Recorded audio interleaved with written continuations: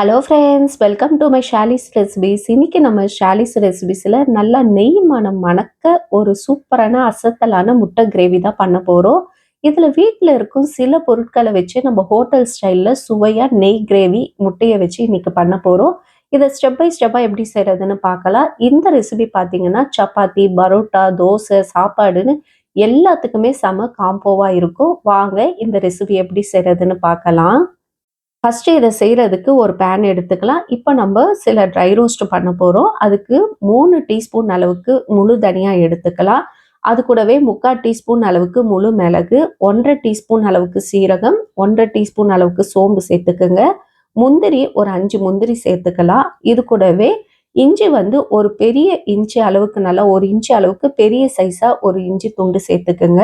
இது கூடவே 5 பல் பூண்டு வந்து தோல் நீக்கிட்டு சேர்த்துக்குங்க. காஞ்ச மிளகா ஒரு 4 சேர்த்துக்கலாம். காஷ்மீரி மிளகா ஒரு 5 சேர்த்துக்குங்க. இது எல்லாத்தையும் நல்லா ட்ரை ரோஸ்ட் பண்ணிட்டு சூடு ஆறின பிறகு பேஸ்டா அரைச்சு தனியா வச்சுக்குங்க. இப்போ ஒரு பேன் எடுத்துக்கலாம். இதுல வந்து நெய் வந்து 3 டேபிள் ஸ்பூன் சேர்த்துக்குங்க. நெய் நல்லா காஞ்ச பிறகு கருவேப்பிலை கொஞ்சம் போட்டுருங்க. இது கூடவே ஒரு 3 வெங்காயத்தையும் சேர்த்துக்கிட்டு நல்லா வதக்கி விட்டுருங்க. வெங்காயம் நல்லா வதங்கி வரணும். இந்த அளவுக்கு வெங்காயம் நல்லா வதங்கி வந்த பிறகு இப்போ நம்ம இதில் அரைச்சி வச்ச மசாலாவை சேர்க்க போகிறோம். இது ரொம்ப சிம்பிளான ஒரு ரெசிபி தான், செய்கிறதுக்கு ரொம்ப ஈஸியாக இருக்கும். அதே நேரத்தில் டேஸ்ட் வேற லெவலில் இருக்கும். ட்ரை பண்ணி பாருங்க.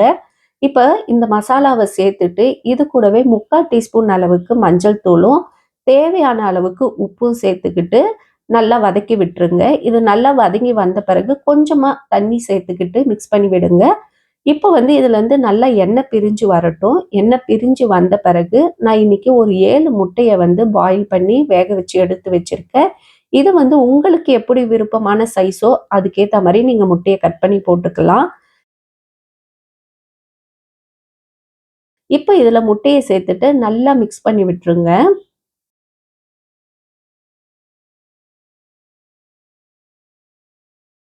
இப்போ இதை மூடி போட்டு ஒரு 10 நிமிஷம் லோ ஃப்ளேமில் அப்படியே கொதிக்க விட போகிறோம். ஆல்ரெடி வேக வச்ச முட்டை தான். அந்த முட்டையில் வந்து இந்த மசாலா நல்லா இறங்குறதுக்காக ஒரு 10 நிமிஷம் இதை மூடி போட்டு அப்படியே வந்து வேக விட்டுடலாம். 10 நிமிஷம் கழிச்சு ஓப்பன் பண்ணிட்டு இதில் 1 டீஸ்பூன் அளவுக்கு நெய் சேர்த்துக்கோங்க. கொஞ்சமாக கருவேப்பிலை, கொத்தமல்லி சேர்த்துக்கிட்டு மிக்ஸ் பண்ணிட்டு சர்வ் பண்ண வேண்டியதா. ஒரு அருமையான முட்டை கிரேவி ரெடி ஆச்சு. அதுவும் நெய் மணத்தோட அவ்வளோ டேஸ்ட்டாக இருக்கும். இதை ஒரு டைம் செஞ்சு பாருங்க. மறுபடியும் மறுபடியும் நீங்க செய்வீங்க. இந்த மாதிரி சூப்பரான ரெசிபிஸ், ஹெல்த்தியான ரெசிபிஸ்லாம் பார்க்கறதுக்கு மறக்காம நம்ம சேனலை சப்ஸ்கிரைப் பண்ணி வச்சுக்கோங்க. லைக் பண்ணுங்க, ஷேர் பண்ணுங்க ஃப்ரெண்ட்ஸ். இன்னொரு வீடியோவில் உங்களை சந்திக்கிறேன். Bye bye friends.